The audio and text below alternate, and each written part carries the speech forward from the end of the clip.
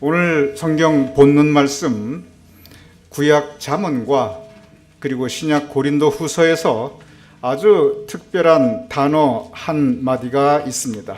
그것은 마음판이라고 하는 단어입니다. 한국에 비석 문화가 있습니다.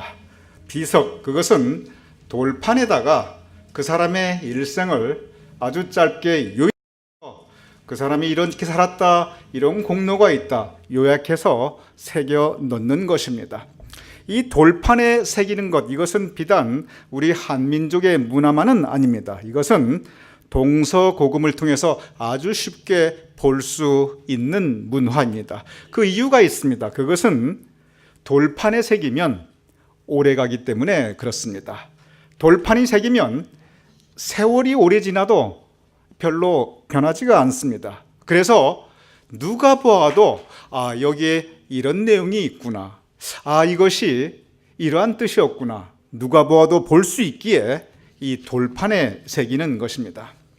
성경을 보면 돌판보다 더한 것이 있습니다.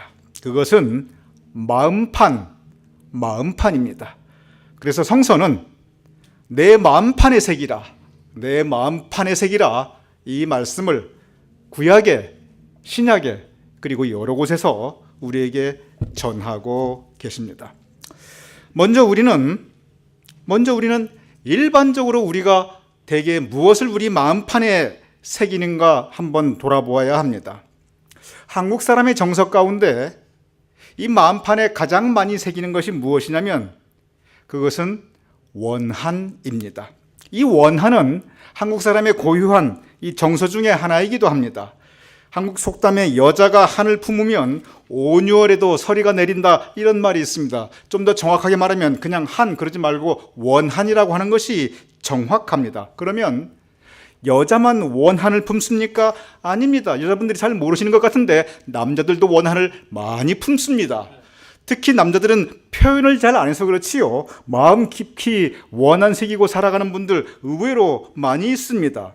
성경에 보면 다윗이라는 인물 여러분 잘 기억하실 것입니다. 참 좋은 분입니다. 아주 다정다감하고 그리고 용기도 있고 의리도 지킬 줄 알고, 그리고 무엇보다 평생 신실한 하나님에 대한 믿음을 지키고 살아갔던 분입니다. 그런데 이 다윗 같은 분도 그 마음판에 깊이 원한을 새기고 평생을 살아갔습니다. 남들 몰랐습니다. 죽을 때까지 몰랐습니다. 그것이 무슨 원한이냐면 다윗이 자기의 가장 가까운 곳에서 자기를 도와주었던, 자기를 위해서 평생 싸워주었던 이 요압 장군에 대한 원한이 있었습니다. 왜 그랬냐면 요압이 자기의 친아들 압살롬을 죽였기 때문에 그렇습니다. 요압은 그 상황에서 압살롬을 죽일 수밖에 없었습니다. 왜냐하면 그 압살롬이 반란을 일으켰기 때문에 그랬습니다. 그래서 요압이 압살롬을 죽였지만 모두 다 이해했습니다. 그 누구도, 심지어 다윗도 그에게 아무 책임을 물을 수가 없었습니다. 그러나 다윗은 남에게 한 번도 내색하지 않았지만 그때부터 그 마음판에 이 원한을 깊이 새기고 살아가게 됩니다. 그러면서 그가 죽을 때 마지막 숨이 끊어지는 순간에 성경에 보면은 그 아들 솔로몬에게 유언을 합니다. 뭐라고 하냐면 요압, 저 사람 죽여다오. 내가 살아생전 차마 내 손으로 할 수 없었다. 그러니까 난 이제 세상 떠나니까 이제 너가 나를 대신해서 저 요압을 죽여라 라고 유언을 합니다. 사람이, 다윗 같은 사람도 이렇게 원한을 마음판에 새기면 평생 복수심을 가지고 살아가게 됩니다. 그리고 실제 그 유언받은 솔로몬은 그 원한에 대한 복수로, 아버지 원한에 대한 복수로 그 요압을 쳐 죽이게 됩니다. 성경에 다 나와 있습니다. 남자건 여자건 이렇게 원한 품고 살아가기 쉽습니다. 원한을 품으면 복수심을 가지게 되고 그 인생이 행복하지가 않습니다. 그 주변에도 많은 고통과 그리고 이 아픔들을 또한 주게 됩니다. 마음판에 새기는 가장 많은 것이 원한입니다. 그런데 그에 못지않게 많은 분들이 마음판에 새기고 살아가는 게 있습니다. 그것은 무엇이냐면 그것은 상처라고 하는 것입니다. 엄격히 말해서 마음에 상처 없이 살아가는 분 단 한 분도 없습니다. 우리 모두는 원하든 원하지 않든 각각 그 정도의 차이가 있고 그 성격의 차이가 있을 뿐 우리 모두 상처받으며 살아가고 있는 사람들입니다. 성서를 보면 이 욥이라는 분이 크게 마음의 상처를 받습니다. 욥은 성서에 뭐라고 기록되어 있는 의인이라고 기록되어 있습니다. 의인도 상처받고 살아갑니다. 먼저 욥은 그의 재산을 모두 다 잃어버립니다. 성경에 보면은 욥이 재산 잃어서 상처받은 거 절대 아닙니다. 욥이 무엇에 상처를 받냐면 재산을 잃어버리니까 사람들이 떠나갑니다. 욥은 그의 평생에 주변에 많이 베풀었던 사람이었습니다. 어려운 사람 돌보고 이웃에게 사랑 끼치고 은혜 끼치고 믿음 가지고 살아갔던 아주 훌륭한 사람들이었습니다. 그런데 재산을 잃어보니까 그리고 빈털터리가 되니까 사람들이 다 떠나가 버립니다. 욥기 19장에 보면 바로 그 장면에 대해서 욥이 한탄을 합니다. 아주 뭐라고 구구절절하게 한탄하면 내가 이렇게 돈이 없어져 버리니까 사람들이 이렇게 나에게 등을 돌리고 나를 이제 멸시하는구나. 내가 이렇게 되니까 아주 구체적으로 욥이 뭐라고 표현하냐면 이제 내 친척들도 나를 모른 척하는구나. 이제 어린아이도 나를 업신 여기는구나. 심지어 그동안 내가 부리던 내가 수족같이 부르던 저 하인 내 종들도 내가 오라고 해도 아예 들은 척도 안 하는구나. 욥이 여기에 깊은 상처를 받습니다. 그동안 사람들이 나를 좋아한 줄 알았는데 그동안 사람들이 나를 인정하고 나를 존경하는 줄 알았는데 이거 알고 보니까 다 돈의 힘이었구나. 돈이 없으니 내가 이렇게 멸시받고 사는구나. 깊은 상처를 받습니다. 그 다음에 욥이 건강을 잃어버립니다. 건강을 잃어버리니까 아내가 떠나가 버립니다. 다른 사람은 몰라도 저 아내만큼은 평생 내 곁을 지켜주고 나를 보살펴 줄 거라고 생각했는데 이제 돈 없고 건강 잃어 자리에 누워버리니까 아내가 떠나가 버립니다. 욥이 여기에 또 깊은 상처를 받습니다. 그때까지만 해도 욥을 지켜주던 것이 있었습니다. 그것은 뭐냐면 욥이 마음속에 어떻게 생각했냐면 그래도 나는 내 믿음 지키고 살아간다. 이런 믿음에 대한 영적 자부심이 있었습니다. 까짓거 내가 재산 잃어가지고 사람들이 나를 멸시해도 까짓거 내가 건강 잃어도 내 아내가 나를 버리고 도망가도 그래도 나는 내 믿음 지키고 살아왔다. 이런 자부심이 있었습니다. 그런데 그의 가장 가까웠던 친구들이 그에게 와서 욥에게 이런 얘기를 합니다. 욥, 너 지금도 뭐가 어떻게 돌아가고 있는지 너 모르냐? 너 지금 하나님한테 벌 받고 있는 거야. 하나님이 너 버렸어. 너 지금 네가 몰라서 그렇지. 너 지금 너의 죄 그 때문에 벌 받고 있는 거야. 하나님 너 버린 적 오래됐어. 그래서 너 이렇게 된 거야. 욥이 여기서 큰 상처를 받습니다. 이제 하나님마저 나를 버렸구나. 하나님으로부터 버림받았다고 하는 그 상처는 사람들에게 받은 상처와는 비교가 되지 않았습니다. 욥은 절망하고 있습니다. 우리가 욥에 대해서 잘못 아는 것이 있습니다. 욥이 재산 잃고 자식 잃고 아내에게 버림받았지만 그렇지만 믿음 잘 지켰다. 우리가 보통 욥에 대해서 이렇게 생각합니다.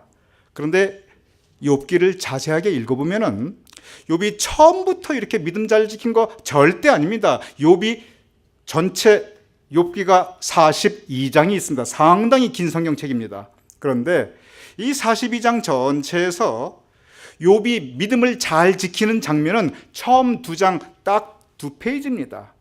우리가 기억하는 대부분의 욥의 모습은 이 처음 2장입니다. 그 다음 욥기 3장부터 욥기 37장까지 총 34장 그 엄청난 분량 절대 대부분의 이 욥기의 기록은 무엇이냐면 욥이 사람에 대해서 분노하는 장면, 욥이 하나님에 대해서 원망하는 장면 이것으로 가득 차 있습니다. 나를 떠나가고 나를 배신하고 나를 등돌린 사람들에 대한 그 분노, 버림받았구나 하나님에 대한 이 원망 이것을 욥이 아주 진솔하게 표현합니다. 욥기 3장 1절이 이렇게 시작되고 있습니다. 그 후에 즉 이 모든 일 이후에 욥이 입을 열어 자기의 생일을 저주하느니라. 일단 자기 생일부터 저주합니다. 이게 무슨 뜻이냐면 내가 왜 태어나서 이 꼴을 보냐. 차라리 태어나지도 말았을걸. 내가 왜 지금까지 살아서 내가 너무 오래 살았구나. 내가 이 꼴을 다 당하는구나. 차라리 빨리 죽었으면 내가 이런 일 안 당하지. 욥이 스스로를 저주합니다. 이 상처받은 사람들의 가장 큰 특징 중에 하나가 자기 자신에 대한 자부심 없어집니다. 긍지, 자존감 없어집니다. 내가 왜 사냐? 나 같은 인생, 내가 차라리 태어나지도 말걸. 아이고, 내가 지금 살아서 왜 이 꼴을 보냐? 욥은 이 마음판에 상처를 새기게 될 때 그의 영적 자존감, 영적 자부심, 하나님에 대한 신뢰 한순간에 사라집니다. 그에게 남아있는 것은 절망과 하나님에 대한 원망과 사람에 대한 분노와 그리고 자기 자신에 대한 저주였습니다. 그러한 그에게 하나님께서 이렇게 말씀하십니다. 욥기 40장 10절 너는 위엄과 존귀로 단장하며 영광과 영화를 입을지어다. 저는 이 말씀이 참 좋습니다. 저는 이 욥기 전체에서 저는 이 구절이 제일 제가 은혜를 받아요. 욥의 상황이 어떠한 상황이었습니까? 욥은 상처받은 상황이었습니다. 재산 잃어버리니까 사람들 다 떠난 여기에 대한 분노와 배신감에 몸을 떨었습니다. 하나님께 버림받았구나 그는 좌절하고 절망하였습니다. 자기 자신을 저주했던 사람이었습니다. 그런데 그러한 그에게 하나님께서 바로 이 말씀을 주십니다. 저는 제가 개인적으로 힘들 때 저는 이 말씀을 종종 묵상하게 됩니다. 저만 그러겠습니까? 사람이 아무리 사는 게 힘들어도 아무리 받은 상처가 많아도 너는 위엄과 존귀로 단장하며 세상 사람들을 나를 멸시하고 심지어 어린아이까지 나를 업신여긴다 할지라도 그래도 너는 위엄과 존귀로 너 자신을 단장하며 영광과 영화를 입을지니라. 가진 게 많아서 위엄 있고 존귀하다는 게 절대 아닙니다. 내가 건강하기 때문에 영광과 영화를 받는 게 아닙니다. 사람들이 나를 인정하기 때문에 그렇다는 것이 전혀 아닙니다. 이것은 하나님이 너를 그렇게 만들었다는 겁니다. 하나님께서 너를 그렇게 세워주셨다는 것입니다. 하나님께서 바로 이 시선으로 너를 바라보고 있다는 말입니다. 바로 이 말씀이 욥 인생의 전환점이 됩니다. 그 이전까지 욥은 상처를 그 마음판에 깊이 새기고 살아갔습니다. 그 상처를 마음판에 새기고 살아갈 때 온통 사람에 대한 분노, 하나님에 대한 원망, 세상이 거꾸로 돌아가는 거나 자기 자신에 대한 저주, 이것이 그의 마음에 가득 찼습니다. 우리 다시 한번 읽어보겠습니다. 그런 욥에게 주는 하나님의 말씀입니다. 시작. 너는 위엄과 존귀로 단장하며 영광과 영화를 입을지니라. 그렇습니다. 우리 이 말씀을 명심해야 합니다. 우리 모두 하나님께서 영광과 존귀를 입혀주신 사람입니다. 욥이 이 말씀을 받고 그때 그는 다시 시작하였습니다. 한국 사람들이 일반적으로 마음판에 새기는 것이 원한이 있고 상처가 있습니다.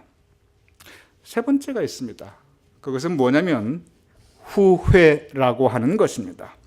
마음판에 이 후회를 깊이 새기고 살아가시는 분들이 있습니다. 그런데 이 후회는 크게 두 가지 다른 후회의 모습이 있습니다. 첫 번째는 뭐냐면 내가 과거에 했던 일들에 대한 후회입니다.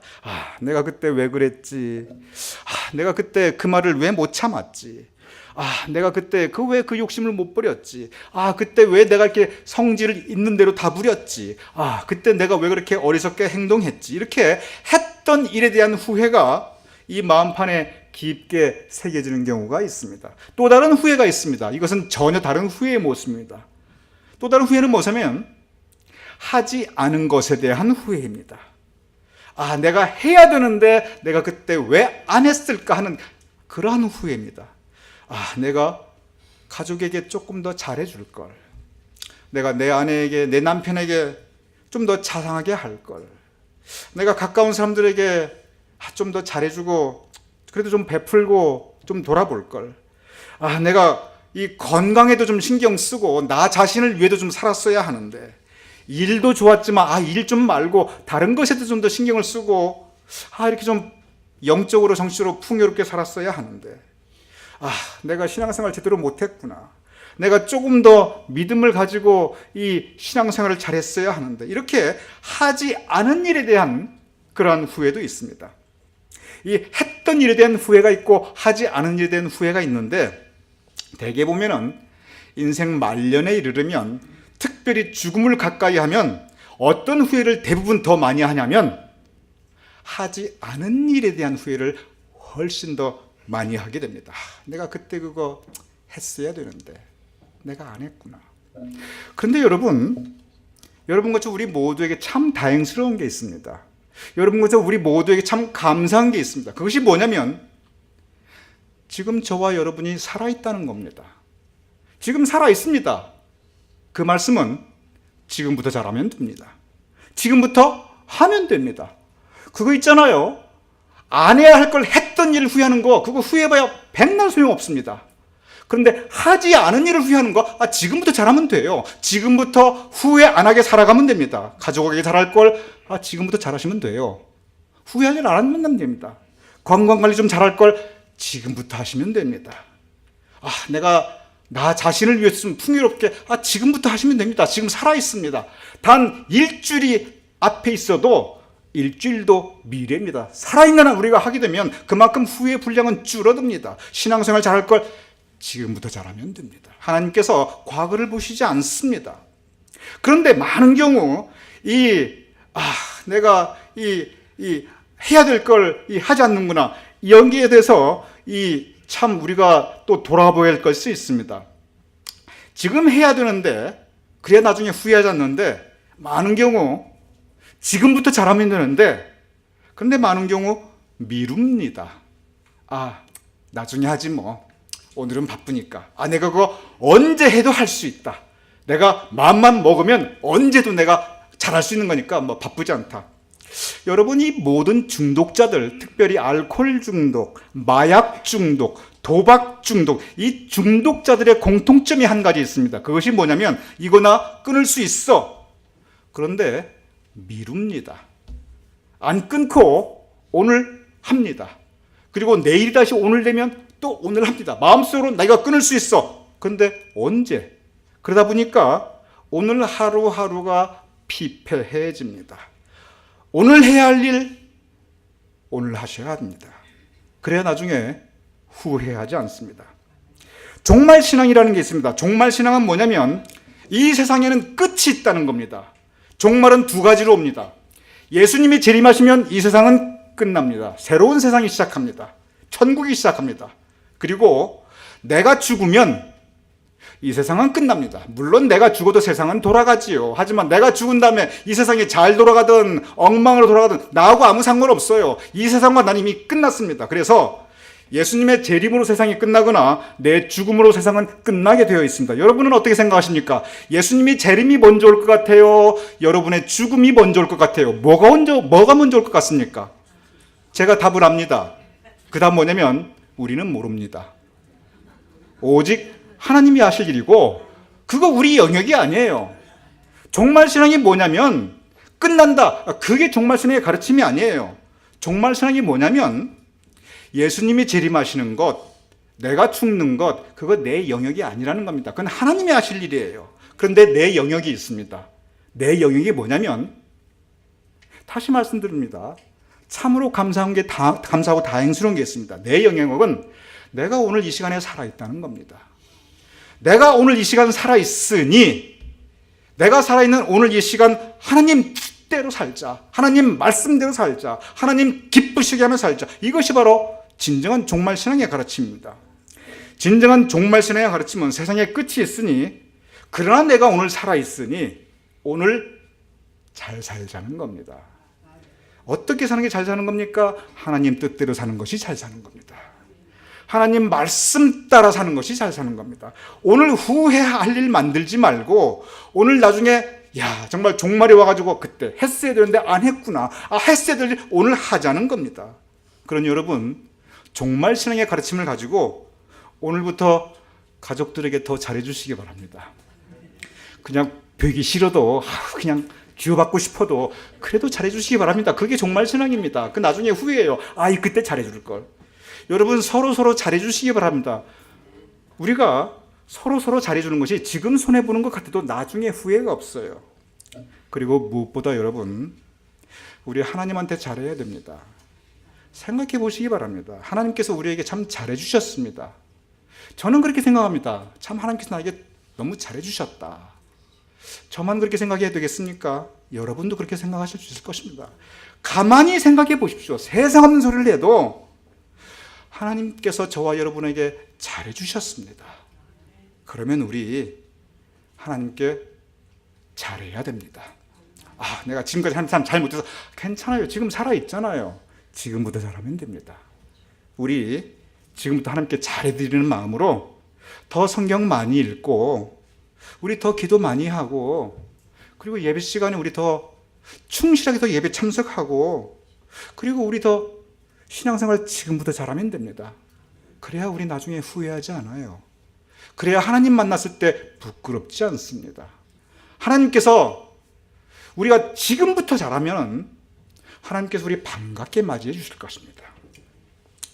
여러분, 제가 다시 말씀드립니다. 한국 사람들 우리의 정석 가운데 원한을 마음판에 새기기 쉽습니다. 여러분, 그러면 안 됩니다. 인생이 불행해집니다. 한국 사람들 마음에 상처를 깊이 새기고 살아가시는 분들 많습니다. 여러분, 그러면 내 자신이 너무 초라하고 내가 저주스럽게 됩니다. 그러면 안 됩니다. 한국 분들 후회를 마음판에 깊게 새기고 살아가는 분들 계십니다. 뭘 후회할 게 뭐 있어요? 지금부터 잘하면 되지. 다 지워야 합니다. 근데 그게 잘 안 돼요. 그러니까 우리가 기도해야 됩니다. 우리 힘으로 안 되니까 성령께서 도와주시어서 이런 것들 좀 내 마음판에서 지워지게 해주십시오. 성령의 도움으로 지워달라고 우리 기도해야 됩니다. 그러면 가장 중요한 질문입니다. 무엇을 우리 마음판에 새겨야 하겠습니까? 과연 우리 마음판에 새겨질 것이 무엇입니까? 오늘 본문 잠언 3장 3절 이렇게 기록되어 있습니다. 인자와 진리가 내게서 떠나지 말게 하며 그것을 내 목에 매어 내 마음판에 새기라. 인자, 구약성경에서 인자 그러면 무조건 사랑입니다. 오늘 잠언 본문 3장 3절, 즉 인자와 진리를 내 마음판에 새기라. 그렇게 기록되어 있습니다. 우리 다시 한번 읽어보겠습니다. 시작. 인자와 진리가 내게서 떠나지 말게 하고 그것을 내 목에 매며 내 마음판에 새기라. 하나님의 사랑 그리고 진리를 우리 마음판에 새겨야 됩니다. 하나님께서 나를 사랑해 주셨구나. 하나님의 사랑을 내 마음판에 새길 때 그러면 여러분 감사하게 됩니다. 감사한 마음은 항상 기쁩니다. 그리고 감사한 마음은 항상 행복합니다. 우리 하나님의 사랑을 우리 마음판에 새겨야 돼요. 원한, 상처, 후회, 성령의 도움으로 싹 다 지워버리고 하나님의 사랑을 우리 마음판에 깊게 새겨야 합니다. 진리를 새겨야 됩니다. 말씀 따라 살아야 합니다. 이렇게 오늘 본문의 말씀처럼 사랑과 진리를, 하나님의 사랑과 하나님의 진리를 우리 마음판에 깊게 새겨야 됩니다. 이 가르침을 정말 아름다운 표현으로 다시 말씀하신 부분이 바로 고린도후서 3장 3절입니다. 고린도후서 3장 3절 이렇게 기록되어 있습니다. 너희는 우리로 말미암아 나타난 그리스도의 편지니. 여러분 여기까지 잠깐 보겠습니다. 너희는 여러분과 저입니다. 근데 여러분과 저가 예수님의 편지라는 거예요. 우리 이 부분 한번 깊이 묵상해 보죠. 여러분이 예수님의 편지라는 겁니다. 예수님께서 쓴 편지예요. 제가 예수님의 편지라는 겁니다. 무슨 뜻인지는 잘 알지 못하겠지만 아직까지는 우리 한번 따라서 해보죠. 나는 예수님의 편지다. 한번 해보시기 바랍니다. 시작. 나는 예수님의 편지다. 그런데 이게 무슨 뜻입니까? 오늘 본문 고린도후서 3장 3절 그 마지막 판에 이렇게 되어 있습니다. 너희는 하나님의 편지인데, 예수님 편지인데 오직 마음판에 쓴 것이라.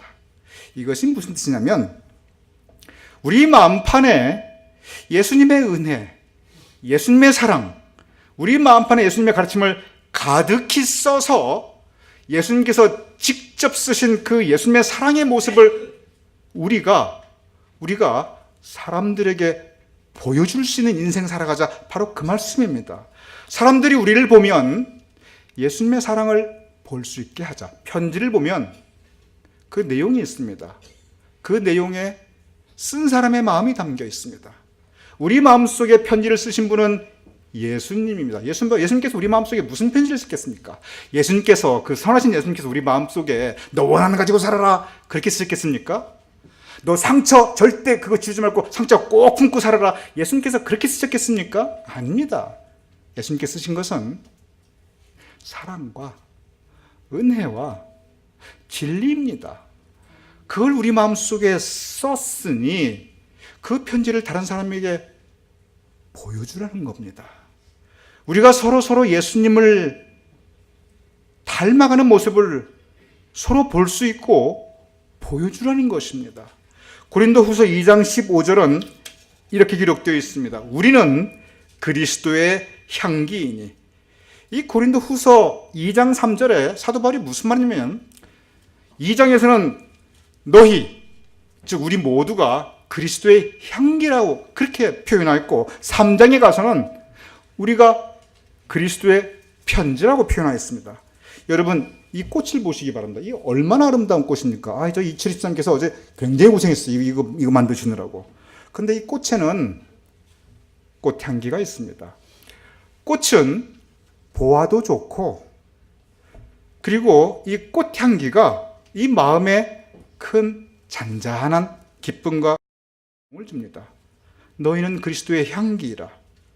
사람들이 우리를 보면 보아도 은혜가 되고, 우리가 하면 우리 대화 가운데 그리스도의 향기가 나타나고, 우리의 행실에서 그리스도의 향기가 나타나서 그 그리스도의 사랑과 그 은혜를 그냥 느낄 수 있게 하라는 겁니다. 꽃이 무슨 말을 합니까? 그냥 그 자체로 우리가 느낄 수가 있습니다. 너희는 그리스도의 향기라. 우리 존재 자체가 예수 그리스도의 향기를 풍겨나게 하자는 것입니다. 너희는 그리스도의 편지라. 우리를 보기만 해도 예수님의 은혜와 사랑과 진리가 나타날 수 있도록 우리가 살자는 것입니다. 여기에 우리 마음판에 무엇을 새겨야 되는가 깊은 교훈이 담겨 있습니다. 여러분, 오늘부터라도 우리 하나님의 사랑을 마음판에 새겨야 됩니다. 오늘부터라도 하나님의 은혜를 마음에 새겨야 됩니다. 예수님께서 우리 마음에 써주셨습니다. 돌판도 아니고 그보다 또한 마음판에 써주셨습니다.